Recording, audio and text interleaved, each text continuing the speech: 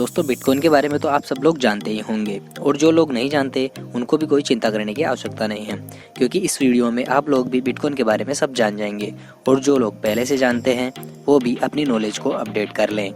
तो दोस्तों आज हम इस वीडियो में बिटकॉइन के बारे में सब जानेंगे, लेकिन उससे पहले hello what's up guys, this is Raichan, welcome to my channel, जहां आपको हमेशा कुछ नया सीखने को मिलेगा। So like, share, subscribe and press the bell icon, don't forget it. So let's begin. दोस्तों क्रिप्टो करेंसी का प्रचलन आजकल बहुत जोरों से बढ़ रहा है और क्रिप्टो करेंसी में बिटकॉइन ने अपनी एक अलग पहचान बना ली है। दोस्तों बिटकॉइन क्रिप्टो करेंसी में उभर कर आ रहा है। बिटकॉइन एक आभासी मुद्रा यानी एक वर्चुअल करेंसी है जो कि डिजिटल करेंसी के तौर पर प्रयोग में ली जाती है। इसका कोई भौतिक स्वरूप नहीं होता, यानी आप इसे देख सकते हैं और ना ही छू सकते हैं। यह केवल इलेक्ट्रॉनिकली स्टोर होती है और अगर किसी के पास बिटकॉइन है तो वह इसे आम मुद्रा की तरह प्रयोग में कर सकता है। दोस्तों जिस प्रकार अमेरिका में डॉलर, भारत में रुपया और बांग्लादेश में टका मुद्रा है, उसी प्रकार बिटकॉइन भी एक मुद्रा होती है, लेकिन इसका मुद्रण नहीं होता। दोस्तों यह ना तो नोटों के रूप में छापी जाती है और ना ही सिक्कों के जरिए मुद्रण की जाती है। इसे केवल आप अपने डिजिटल वॉलेट में रख सकते हैं और कहीं भी प्रयोग कर सकते हैं और इसी डिजिटल वॉलेट को ही बिटकॉइन वॉलेट कहा जाता है। यह वॉलेट यूजर के कंप्यूटर या फिर ऑनलाइन क्लाउड में स्टोर होता है।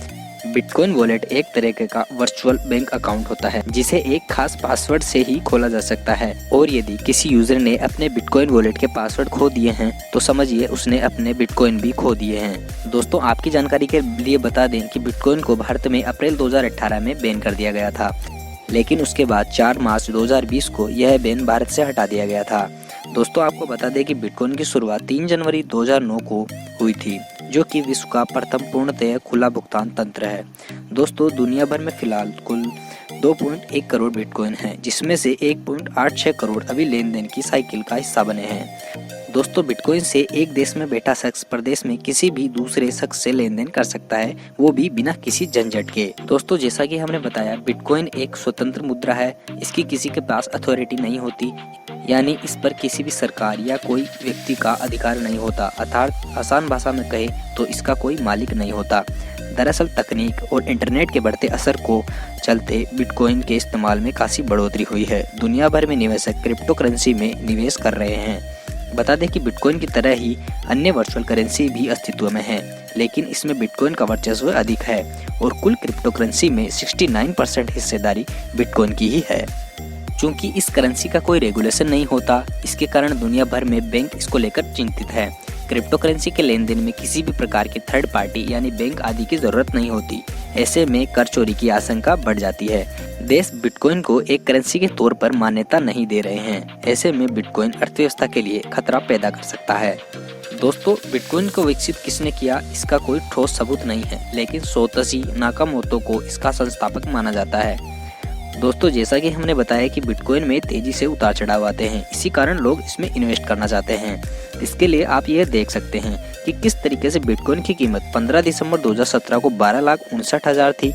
उसके बाद 5 मार्च 2019 को यह कीमत घटकर 2,70,000 हो गई और उसके बाद 6 मार्च 2020 को यह कीमत बढ़कर 6,68,000 हो गई। उसके बाद यह कीमत बढ़कर 4 अप्रैल 2021 को 42,70,513 है। तो अब आप इसको देखकर समझ गए होंगे कि बिटकॉइन में कितनी जल्दी व चौंकाने वाले बदलाव आते हैं, और इसको आप अच्छे से समझने के लिए आप ये प्रेजेंट का ग्राफ देख सकते हैं, जिसमें 13 मार्च 2021 को बिटकॉइन की कीमत 44,54,674 है। उसके बाद 25 मार्च 2021 को यह कीमत घटकर 37 लाख हो गई है। उसके बाद अब 4 अप्रैल 2021 को यह कीमत बढ़कर 42 लाख हो गई है।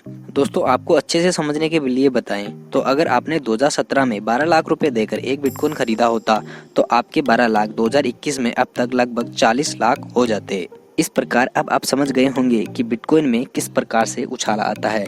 दोस्तों बिटकॉइन पर किसी का कोई अधिकार नहीं होता, इसलिए इसका उपयोग ड्रग्स, वेपन व अन्य आतंकवादी गतिविधियों में अधिक बढ़ रहा है। दोस्तों यदि आप अपनी पूंजी को छुपा कर रखना चाहते हैं तो बिटकॉइन खरीदकर आप ऐसा कर सकते हैं।